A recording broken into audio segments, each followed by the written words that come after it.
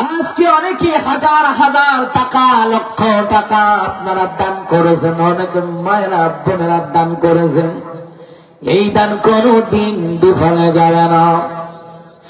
আল্লামা সালেহ মুররি, আল্লাহর ওলি বলতেছেন, আল্লামা সালেহ মুররি রাহমাতুল্লাহ আলাইহি, উনি বলেন, ইসলাহিল খুতবা সেই কিতাবের ভিতরে এসেছে, আল্লামা সালেহ মুররি কয়, এক নাম্বার যারা দান করবে, আল্লাহ তাআলা তার পিতা মাতার কবরে জান্নাত থেকে স্বর্ণের খামসা দিয়া খাবার পাঠাবে। দ্বিতীয় নাম্বার, যারা দান করে, হুজুর গো আমার মা নাই, বাবা নাই, দাদা নাই, দাদি নাই, নানা নাই, নানি নাই, হুজুর দিলাম মাদ্রাসার জন্য গো হুজুর, এই যে দান করে, আল্লামা সালেহ মুররি কয়, আমি স্বপ্নে দেখলাম রে, এই দানের বরকতে আল্লাহ তাআলা যেই ব্যক্তি দান করে তার বংশের যত লোক কবরে আছে, আল্লাহ জান্নাত থেকে পোশাকের ব্যবস্থা করে দেয়, ওই পোশাক ফেরেশতারা তাদের গায়ে পরায়া দেয়। মুসলমান তাফসীরে কাবীরের ভিতরে লিখে, মুসা কালিমুল্লাহ রাস্তা দিয়ে যায়, দেখে কবরস্থানের মধ্যে আযাব, ধাও ধাও করে আগুন। কারণ পয়গম্বরগণ কবরের আযাব দেখতেন, আপনি দেখবেন না, আপনি দেখলে সহ্য করতে পারবেন না, এই জন্য আল্লাহ তাআলা আপনাকে ওই পাওয়ার দেয় নাই, সহ্য করতে পারবেন না। এ মুসলমান ইমানদারেরা, মুসা কালিমুল্লাহ যাওয়ার পথে দেখলেন কবর আযাব। বিকেল বেলায় রাস্তা দিয়ে আসার পথে দেখে কবর থেকে মেশক আম্বরের ঘ্রাণ। মুসা কালিমুল্লাহ যেই ব্যক্তির কবর আযাব হচ্ছে জিজ্ঞেস করে, তোমাদের কবরের আযাব হচ্ছিল, যাবার সময় দেখলাম এখন তোমার কবর থেকে মেশক আম্বরের ঘ্রাণ আসছে। তাফসীরে কাবীর আল্লামা ফখরুদ্দীন রাজি রাহমাতুল্লাহ আলাইহি লিখেছেন ওই তাফসীর। সুবহানাল্লাহ বলবেন না? ওই লোকই জবাব দেয়, এ মুসা পয়গম্বর, আমি স্ত্রী সন্তান সম্ভব রাখিয়া দুনিয়ার জমিন থেকে আমি বিদায় হয়ে যাই, আমার স্ত্রীকে নসিহত করলাম, বিবিরে আমি যদি মারা যায় আমার সন্তানদের দ্বীনি আলেম শিখাইবা। সন্তান আপনি দ্বীনি আলেম যদি না শিখান, সন্তানের হক নষ্ট করলেন, এই কারণে কিয়ামতের ময়দানে জবাব দেওয়া লাগবে, সন্তানের হক কেন নষ্ট করলেন। পিতা মাতার হক নষ্ট করলে যেমন জবাব দেওয়া লাগবে, পিতা মাতা ও সন্তানের হক নষ্ট করলে জবাব দেওয়া লাগবে, কেন দিন শিখাও নাই। আমার বন্ধুরা, আমার বাবার কি কোন সমস্যা? হযরত মুসা কালিমুল্লাহ কি ওই মৃত ব্যক্তি কথা বলতেছে, কারণ পয়গম্বররা যখন যা করে আল্লাহর হুকুমে কবরের মুর্দাররা কথা বলার ক্ষমতা দিয়ে দেয় কে? জোরে কয় না কে? ঈসা রূহুল্লাহ বলতো, কুম বিইজনিল্লাহ, এই কথা বলার সাথে সাথে মৃত মানুষ জীবিত হইয়া কথা বলতো। এটা নবীদের মুজিজা, ওইটাও মুসা কালিমুল্লাহর অসংখ্য মুজিজা। সমস্ত নবীদের মধ্যে সবচেয়ে বেশি মুজিজা হলো মুসা কালিমুল্লাহর। এর মধ্যে 2,24,000 পয়গম্বরদের ভিতরে এর চেয়ে হাজার হাজার মুজিজা হলো আমার রাসূলুল্লাহর 3,000 মুজিজা। এ মুসলমান ইমানদারেরা, হযরত মুসা কালিমুল্লাহ তিনার মুজিজা কবরবাসীকে জিজ্ঞেস করলেন, কেন কবরে আযাব হয়েছিল? সকাল বেলায় দেখলাম, এখন দেখি তোমার কবরে আযাব নাই, মেশক আম্বরের ঘ্রাণ। ওই লোকটা জবাব দেয়, হুজুর সন্তান সম্ভব রাখি আমার বিবির সানিয়া, অর্থাৎ স্ত্রীকে বানাইয়া, বিবি যখন প্রেগনেন্ট হয়ে গেল, আমি দুনিয়ার জমিন থেকে বিদায় হয়ে যায়, এর আগে বিবির বললাম, বিবির সন্তানদারে তিনি আলেম শিখাইবা। আমি মারা গেলাম, সন্তান হলো, সন্তান যখন কথা বলা শিখলো, আমার বিবি আমার সন্তানদের মাদ্রাসায় ভর্তি করায়া দিল।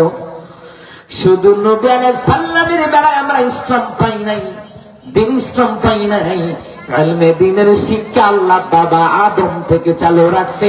ইলমে দ্বীন আল্লাহ বাবা আদমের জান্নাতের ভিতরে আল্লাহ শিখাইছে। আর জোরে কোন কিসের তারা কইতেন না নির্বাচনের লেগে রাখছেন নাকি? নির্বাচনের সময় কইবা আমার ভাই তোমার ভাই, তো না আমার ভাই তোমার ভাই কইলে কি দিব? বুড়া বেড়া কবে বেড়া তোর বাপের ভাই আমি, আমি তোর চাচা। কথা কয় না কা? আমি তো নির্বাচনের গরম হাওয়া লাগে উঠছে। কথা কয় না?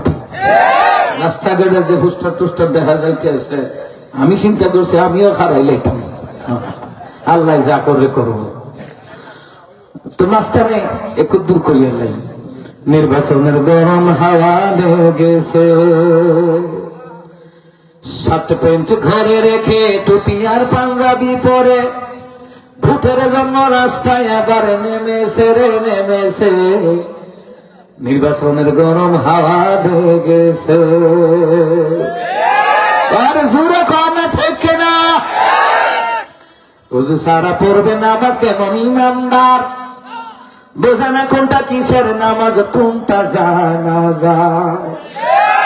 কাউকে ধরবে হাতে আবার কাউকে ধরবে পায়, গরু চাচারে ডেকে বলবে তুমি আমার ভাই। বেটা আমি তোর বাপের ভাই, আমি তো চাচা লাগি বেটা, তুই আমার ভাই কষ্ট। পকেট থেকে বের করিয়া দিবে টাকার নোট, বলবে ডেকে জনদরদি দিও আমায় ভোট। আর তাই শুনিয়া কলিম চাচা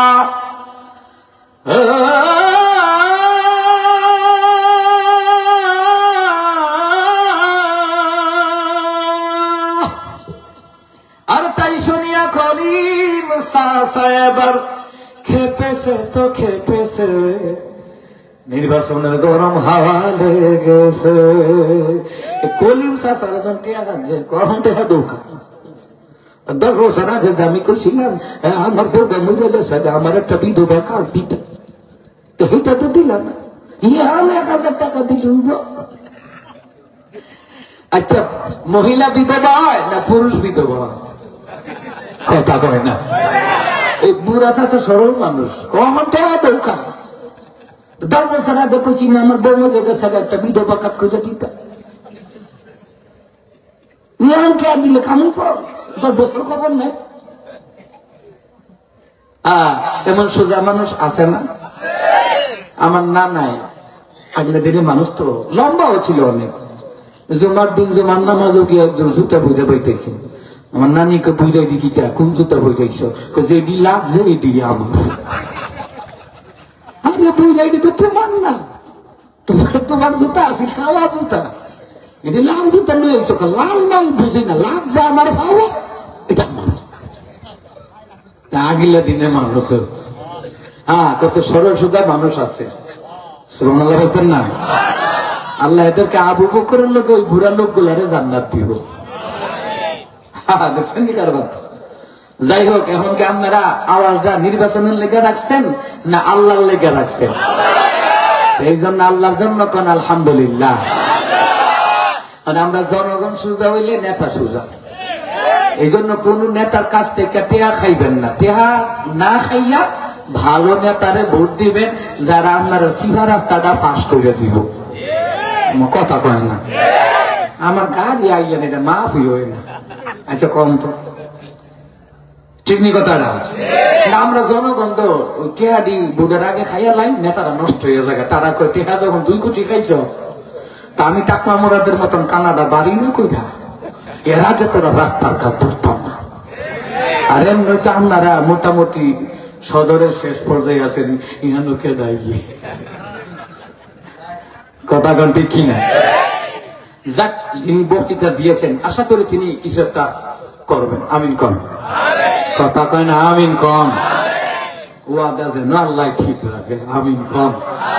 আমরা এমন নেতা চাই যাদের দ্বারা সমাজ দেশ ও জাতি উন্নত হবে। কানাডা বাড়ি করতো না, আমেরিকাও করতো না, কইরা লাভ কি? ফলাই যাওয়ার লাগে। আচ্ছা ভাই, নিজের দেশও থাকে তাহার মতন আমল আপনি ইন্ডিয়া গিয়ে ভাইবেন? কথা কয় না। ইন্ডিয়া এখনো খোলা লেট্রিন হয় না করে, এখনো করে। আমি গিয়েছি ইন্ডিয়া। আর আমরা বাংলাদেশও তো আলহামদুলিল্লাহ অনেকটা পরিবর্তন হয়েছে না? আগে মানিকগঞ্জে ঘরে ঘরে গান হইতো, আমি কি জানি না। এখন আল্লাহ দিলে মানিকগঞ্জে অসংখ্য মাদ্রাসা আছে, মসজিদ আছে, ইয়েতিমখানা আছে, আলেম হাফেজ মুফতি হাদিস আছে। সুবহানাল্লাহ কইতেন না? মাঝখানে যাকে একটু কইয়া লইলাম আমিন কম না, আওয়াজ দিয়েন, ঠিক আছে? আর কিছুক্ষণ আমার বাবার আমার, আমি অসুস্থ অবস্থায় কথা বললো দোষ, আবার ওয়াজ করলো দোষ, ওয়াজ না করলো দোষ, মাহফিলও গেল দোষ, না গেল দোষ।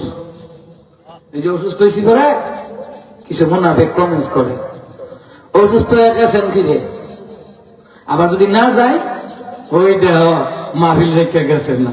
চিন্তা করেন কত রকমের টাউট বাটফার। আমার মনে আবু জাহিলেও এত টাউট আছে না। এখন ফেসবুকে যত টাউট ডাক্তার সিটার বাইরে কথা কন ঠিক কিনা? আইলাম মাদ্রাসার খাতিরে, অসুস্থ চিকিৎসার রক্তাছে, এবার গেলেন কি রে, আবার না গেলে বক্তা গেছে না মানে তেমন না। ওই ভাই বানা করছে টিহা লই আইসে না, তো টিহা কি তুই দিস? টিহা দিছে কমিটি, কমিটির অভিযোগ দেয় না, তুই তো স্কিপ্তি। আচ্ছা আমি দেখো আমরা হাতিয়া দেয় এই কমিটিরা, তো কমিটি কোনদিন বক্তার বিরুদ্ধে কইছে? তোরা তো স্কিপ্তি কুত্তার মতন। তারা ভালোবাসা দেয়, তারা ভালোবাসা দাওয়াত দেয়, তারা জানে কোন বক্তারা আনলে কাম হইব। কথা কন, কথাটা ঠিক না? আচ্ছা সারা বছর দেখছেন না আমাদের হাফিজুর রহমান সিদ্দিকী ভাই অসুস্থ, কিন্তু অনেক প্রোগ্রাম ক্যান্সেল করে দিছে। আল্লাহ ভাইকে সুস্থ করুন। এই যে হাফিজুর রহমান সিদ্দিকী ভাইরে নিয়া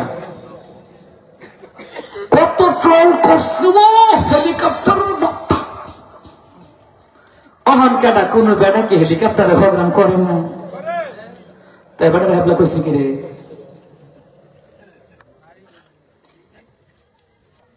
দেখছেন নি কারবার? আচ্ছা সারা বছর যুক্তিবাদের নিয়ে ট্রল করছে। আরে বেটা, যুক্তিবাদী ওয়াজে কত মানুষ যে কাঁদছে তুই জানোস বেটা? এক ফোঁটা চোখের পানির কারণে আমরা জাহান্নামের আগুন হারাম করে দিব। ওই লোকটার নিয়ে ট্রল করছো। এখন হেবাডার থেকে বেশি হাদিয়া নেই না বক্তা বাংলাদেশও নাই, 2 লাখ তো নেয়। আব্বাসির মাহফিল করে হেলিকপ্টার দিয়া 4 লাখ টাকা খরচ হয় হেলিকপ্টারে। আর হেবলা সিদ্দিকী ভাইয়ের প্রথম হেলিকপ্টারে মানুষের সারা দেশে নিত, সারা দেশে অসংখ্য মুনাফিক হেলিকপ্টারের বক্তা। তো অহন যে কত বেড়ে হেলিকপ্টারে যা অহন কচ্চা কিরে, হেবলা সিদ্দিকী ভাইয়ের দোষ নাকি? চিন্তা করছেন কারবারটা? আমার কত হলো নবীদের বড় সম্মান, আলেমরা প্রয়োজনে এদেরকে রকেট দিয়ে নিবে, এটা আলেমদের সম্মান। আর আলেমরা সম্মানে থাকলে জনগণের ছেলে মেয়ের মাদ্রাসায় পড়াতে উদ্বুদ্ধ হবে যে আলেম হইলে গরিব থাকে না, ধনীও হয়। বাদশা সুলাইমানকে আল্লাহ আমারে ধনী বানাই দেব। আল্লাহকে কিত্ত ধনী বানাইতাম? কয় আল্লাহ তোমার দিনের উপকার হইব, গরিবের উপকার হইব, যারা থাকতো জায়গা হয় না এদেরকে দিতাম, আমনে চান না? আমি কি হ্যাঁ, আমি তোমার মনের অবস্থাটা জেনেছি। সুবহানাল্লাহ বলতেন না? এই জন্য মাহফিল কমিটি বুঝা শুনে আম করে ভালোবেসে দাওয়াত দেয়। তুই ফেসবুক কুত্তার মতো কামড়ে লাভ কি? যারা ভালোবাসে আল্লাহর জন্য, আল্লাহ কয় আমি তোদেরকে জান্নাত দিব, তাদের সাথেই দিব যাদেরকে ভালোবাসো। এই মানুষগুলি কোরআনের প্রেমে ভালোবেসে এসেছে, মাহফিল কমিটি এখানে আসছে। নবী কয় হাসরের ময়দানে আলেমদেরকে আল্লাহ নূরের মিম্বরে জায়গা দেবে, ওই নূরের মিম্বরের পাশে থাকবে তারা আলেমদেরকে ভালোবাসত যারা। কিতাবের নাম মাওয়াইজে সিরাজিয়া।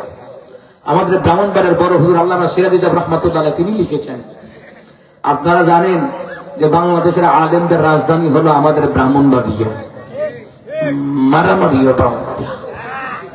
কথা কথা ঠিক নেই? আমার ড্রাইভার হুজুর আমরা গেলা খেয়ে কি আমি কেউ বুঝছো না? আবু জাহেল যেন আমার নবী সেহানো, ফেরাউন যেহানো, মুসা সেহানো। জেনে রাখো, নমরুদ যেখানে, ইব্রাহিম পয়গম্বর সেখানে, বড় বড় ভণ্ড যেখানে, বড় বড় আলেম সেখানে।